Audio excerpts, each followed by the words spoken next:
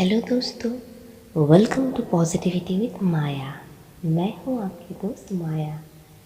आज हम बात करेंगे खुद को कैसे हम माफ़ कर सकते हैं। हर कोई कहता है कि पास्ट के साथ पीस बना लो और मूव ऑन हो जाओ। ये बोलना जितना आसान है प्रैक्टिकली वो तो है नहीं। तो मैं इस बारे में कुछ टिप्स शेयर करूँगी।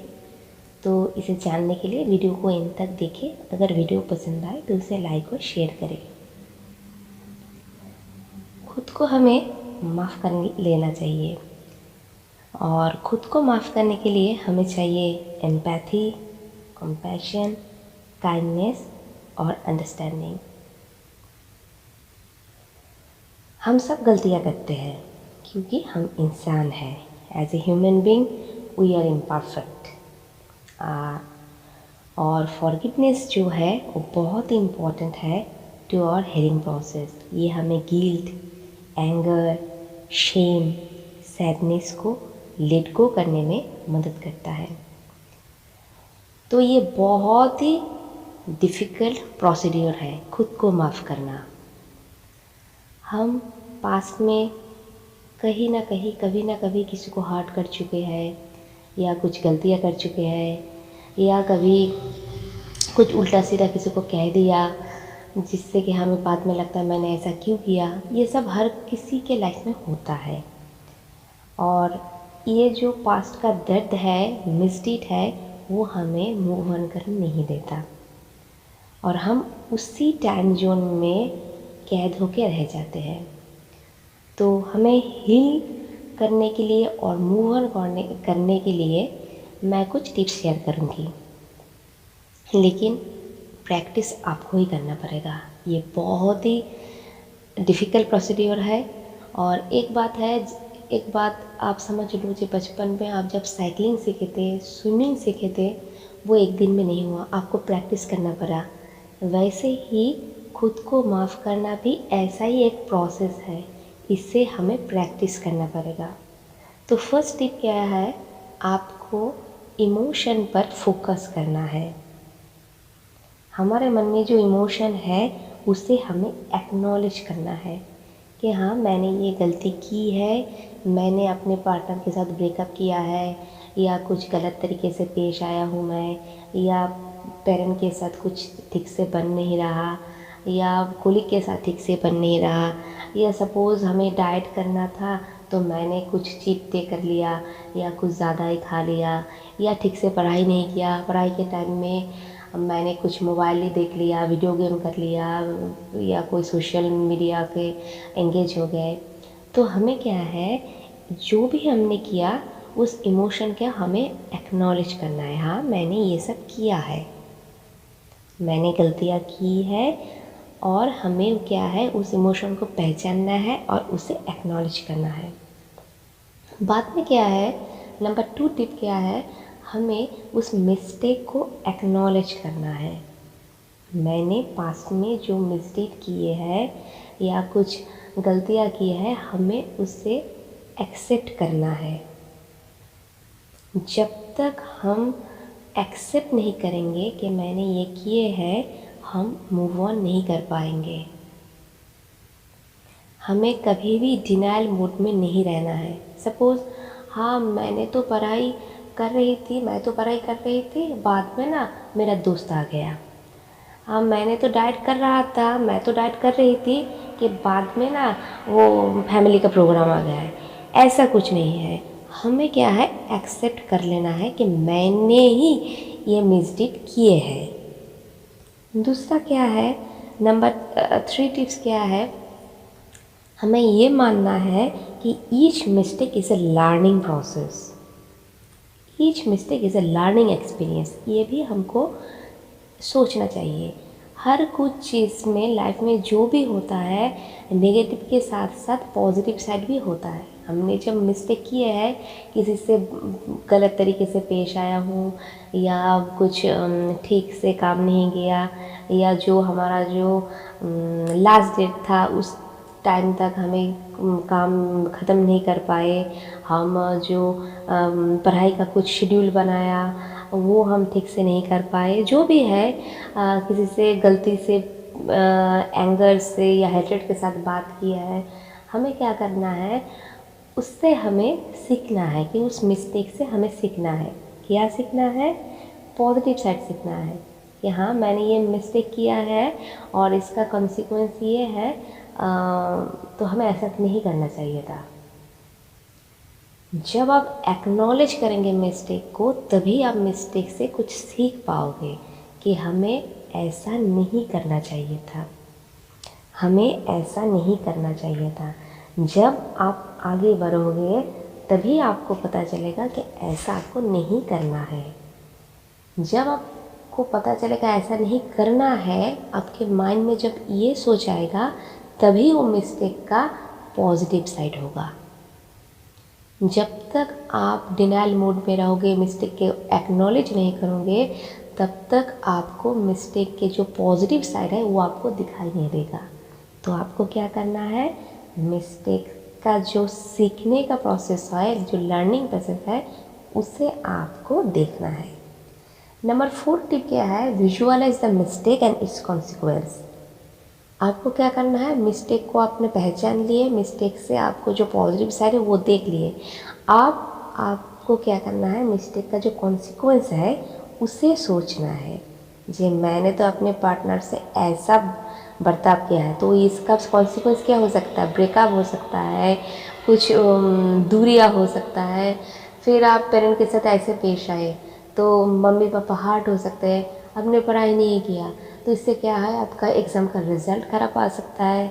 आपने डाइटिंग ठीक से नहीं किया, जो आपका सेटअप था वो आप ठीक से नहीं किया, जो लास्ट डेट था वो आप ठीक से नहीं किया, तो इससे क्या है, आपका प्रोफेशनल करियर या फिज़िकल जो स्ट्रक्चर है उसमें प्रॉब्लम आ सकती है। तो आपको क्या करना है, मिस्टेक का जो कॉन्सिक्वेंस है आपको विजुअलाइज करना है। नंबर 5 टिप क्या है, वो बहुत ही इम्पॉर्टेंट है। आपके जो इनर क्रिटिक है, इनर सेल्फ है, उससे आप बात कीजिए। Have a conversation with your inner critic.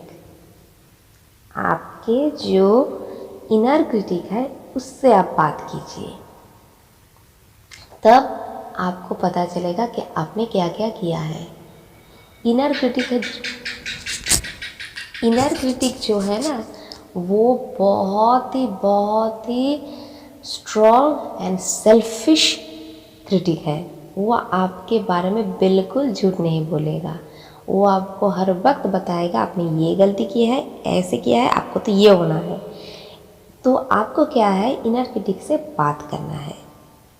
Number 6 क्या है, आप जब इनर क्रिटिक के साथ बात करेंगे तो आप नोटिस करें कि आप कब कब सेल्फ क्रिटिकल हो रहे हैं। Notice when you are being very much self critical.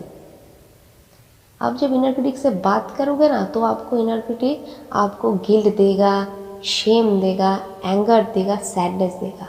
आपको बहुत ही बुरी तरीके से आपको वो दबा के रखेगा। हाँ तूने ये किया है, ऐसा आपको नहीं करना चाहिए था, तूने उस दिन वैसा क्यों किया। आपके जो इनर क्रिटिक्स है वो आपको बहुत ही बुरी तरीके से आपको डांटेगा, तो आपको वो नोटिस करना है। नंबर 7 पॉइंट क्या है, आपके जो इनर क्रिटिक जो है वो आपको बारे में जब नेगेटिव तरीके से मैसेज देगा तो आपको उसे चुप करना है। आपको क्या करना है, quite the negative messages of your inner critic. आपके जो इनर क्रिटिक है जो आपको नेगेटिव मैसेज दे रहा है उसे आपको चुप कराना है। बचपन में आप क्या करते हैं, जब हम क्लास में डिफरेंसेस लिखते थे तो 2 कलम कर लेते थे, वैसे ही हमको 2 कलम करना है।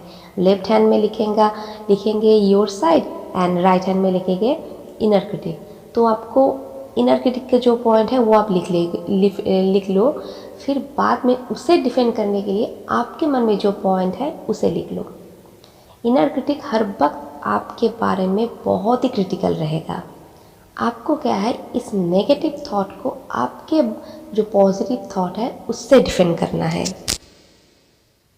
आपके जो नेगेटिव थॉट है उससे आपको ही पॉजिटिव थॉट से डिफेंड करना है। सपोज हाँ तूने तो इस तरीके से बात किया था उस दिन, तब आपको क्या करना है, आपको कहना होगा हाँ मैंने किए थे, मैंने गलती की थी, लेकिन उस वक्त सिचुएशन कुछ ऐसा था। आप खुद के लिए आवाज़ बनो। इनर क्रिटिक की जो नेगेटिव मैसेज है उससे आपको ही दबाना पड़ेगा, तब आपको पॉजिटिविटी मिलेगा। ये बहुत ही कठिन प्रोसीड्योर है, इसे आप प्रैक्टिस करना पड़ेगा। जब भी माइंड में नेगेटिव विचार आएंगे आपके उस टाइम के बारे में, तब आप ही को पॉजिटिविटी से उसे डिफेंड करना है। आपके माइंड में जब कुछ नेगेटिव थॉट आएगा, आप ही को पॉजिटिविटी से उसे डिफेंड करना है। ये बहुत ही कठिन है, लेकिन प्रैक्टिस करने में, अगर आप प्रैक्टिस करें तो इससे आप ज़रूर अचीव कर पाओगे। नंबर 8 पॉइंट क्या है, get clear what you want. आपने कुछ गलतियाँ की है तो इससे आप क्या चाहते हैं? अपोलोजाइज करना चाहते हैं, रिकॉन्साइल करना चाहते हैं, या कुछ अमेंड करना चाहते हैं? अब जो भी करना चाह रहे हो, इससे आप खुद क्लियर हो जाइए कि हमें क्या चाहिए। मैंने गलतियाँ की है, मैं बात नहीं कर पा रही हूँ, go and make a call और अपोलोजाइज। जैसे भी हो, आप क्लियर हो कि हमें ये करना है। नंबर 9 बहुत इंपॉर्टेंट पॉइंट है, टेक योर ओन एडवाइस। अगर आप इस प्रॉब्लम से जूझ रहे हो तो सपोज कर लो, एक सोच लो कि ये प्रॉब्लम आपका नहीं, आपका दोस्त का है, तो आप क्या करोगे, कैसे एडवाइस दोगे? उस एडवाइस को आप खुद पर अप्लाई करो। खुद के जो एडवाइस है वो बहुत ही कारगर है। Number 10, don't think negative about yourself. ये मैंने पहले भी कहा था कि जो खुद को आप हील करना चाह रहे हो तो आपके बारे में, खुद के बारे में नेगेटिविटी मत रहिए। हम इंसान हैं, हम गलतियां कर सकते हैं, गलतियां करते हैं हम, लेकिन क्या है, उसके लिए नेगेटिविटी मत रखिए, क्योंकि आपने जो मिसडीड किया था वो पास्ट में किए थे, और आज का दिन आपका जो अंडरस्टैंडिंग लेवल है वो बढ़ गया है। अब आप कुछ डिफरेंट तरीके से सोच रहे हो, तभी आपको पता चला कि मैंने वो मिस्टेक किए हैं। तो आपको क्या करना है, आपको समझ लेना चाहिए कि पास्ट में हम इमेच्योर थे, अब हम इमेच्योर नहीं हैं, अब हम मैच्योर बन चुके हैं। तो आपको सीनियर हो गए हो आप, तो इसीलिए आपको मिस्टेक पता चला। और एक बात का ख्याल रखिए, जब आप किसी के साथ बुरा करते हो या मिसडीड करते हो, आप उसी टाइम में रह जाते हो, लेकिन जिसके साथ ये हो गया वो आगे बढ़ चुके हैं। आप खामखा वहाँ पर क्यों बैठे हो? आपको भी मूव ऑन करना चाहिए। और आपने जब गलतियाँ कर ली है तो आप अपोलोजाइज़ कर लो। और अब बहुत ही, अगर आप पास्ट में रहते हो ना, तो आप बहुत ही ज़्यादा आपको खुद को आप सज़ा दे चुके हो, और नहीं, अब आप खुद को आगे बढ़ना है। नंबर 11 क्या है, आपको खुद को कंपैशन, काइंडनेस शो करना है। अगर आप दूसरों को जब माफ़ करते हो तो आप खुद बहुत अच्छा लगता है। अगर आप किसी के साथ अच्छा करते हो, सपोज़ आपको कहीं मॉल में गए हो और कुछ बाद में बाहर कोई कुछ मांग रहा है बेगर, तो आप जब कुछ देते हो ना, आपको बहुत ज़्यादा खुशी मिलती है। वैसे ही अगर आप खुद को थोड़ा थोड़ा पॉजिटिविटी दो तो आपको और भी ज़्यादा खुशी मिलेगी।